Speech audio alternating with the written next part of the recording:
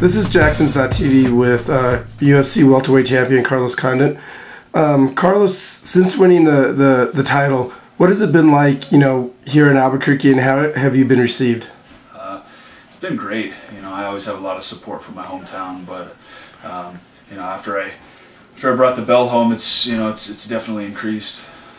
And in the Diaz fight for the championship, you demonstrated excellent movement, and you showed an ability to grow and mature and bring something different to the fight. With your future matchups, are you going to continue to grow? I mean, how do you see yourself developing? I really feel like I'm maturing as a fighter, trying to bring something new to the table every time, so that no matter what I did in my last fight, my next opponent isn't going to know what to expect. I have a wide arsenal. I'm continuing to add to it, and I think that's going to bring me continued success. And your physical attributes, because you're long and lean, with your upcoming matchup, do you think that's going to be a strength again for you? It's a double-edged sword. It can be an advantage, but it can also be a disadvantage. I think different body types lend themselves to different fighting strategies. A short guy is going to want to get inside, maybe have a little bit more explosiveness. Tall guy's got the reach, got a lot of leverage. So it really just matters whether I'm able to impose my game. And you're such a technical fighter. I mean, you're striking, your Muay Thai, your Jiu-Jitsu. When you're fighting, what is going through your head? Are you thinking about those techniques, or does it just come out in the moment of combat? It's by the time I get into the cage, it's just muscle memory. This is something I've been doing for a really long time. My camps are 3 to 4 months long, so come game time, it's just instinct. And it always, whenever you fight, it's extremely entertaining. And it seems, like some fighters do it because, they're going through the motions, but it always seems like you actually really enjoy fighting. Can you kind of comment on that? I do, absolutely. Mixed martial arts and fighting is my passion, and I get a lot out of this sport. It's been since day one, since my first time I stepped onto the mats in a mixed martial arts gym. I was hooked, and every time I step into the cage to compete, I'm really just doing what I love to do. And can you pinpoint why? Is it trying to get the best of the other person, or is it just your personal goals that you want to attain? I mean, what is it that keeps you going? I feel alive when I'm fighting. You know what I mean? It's one of the most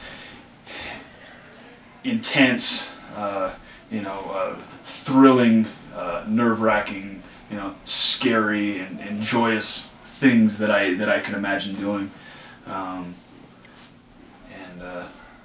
it's just cool. It's kind of hard to put it into words, but I dig fighting. It's in my blood. And how has it changed? Having a kid.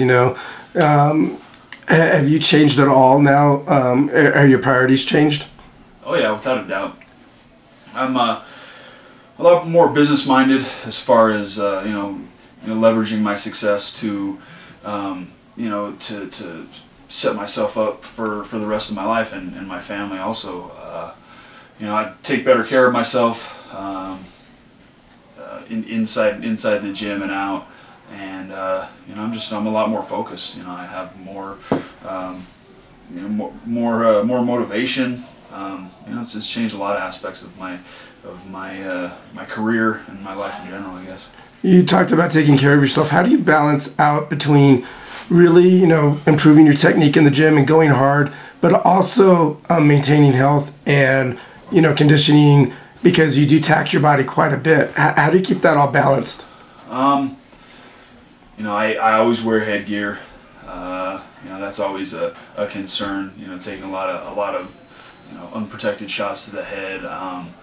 I know my limits. If I get take a really hard shot or feel like I got a mild concussion, I'll take a day or two or more off of training, just to make sure that I heal properly, eat right,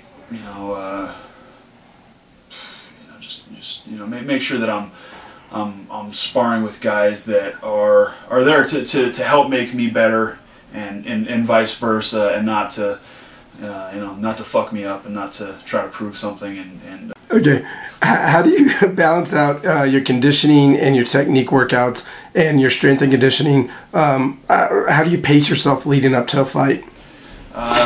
It's hard. There's so many aspects of mixed martial arts and so many things that go into a training camp that you really have to prioritize. For one, your technique and your game plan is always the most important thing. A close second is your conditioning and your strength training. So a big part of that is just kind of listening to your body and getting enough rest, and kind of dialing it back when you feel you need to, and pushing it hard when you can. And how important is your nutrition and diet in the whole process? It's huge. I think it's kind of an analogy that's been used a lot, but if you put shitty gas in a race car, you're going to get shitty performance. Same thing with a human being. And you're still definitely in the prime of your career, but you're so thoughtful, about how to approach the game. Would you like to coach someday? Oh yeah, without a doubt. I love the sport, and even if I'm not fighting competitively, I will definitely be involved in other aspects. And one final thing here: who would you like to thank, from sponsors to the gym to family? First and foremost, I got to thank my family here at Jackson's, Coach Greg Jackson, Mike Winklejohn, all of my training partners, everybody who helps me get prepared for the fights, my family, all the positivity and the support that I get from them is, I really couldn't do what I do without that. And my hometown, Albuquerque, that's a big motivating factor, when things get tough, is, I'm representing the 505, and all my sponsors, Head Rush, Venom, Blue Grace Logistics. There's a bunch more. If I forgot you, I'm sorry. But all right. Well, I appreciate you taking time, Carlos, and we wish you best in your upcoming fights.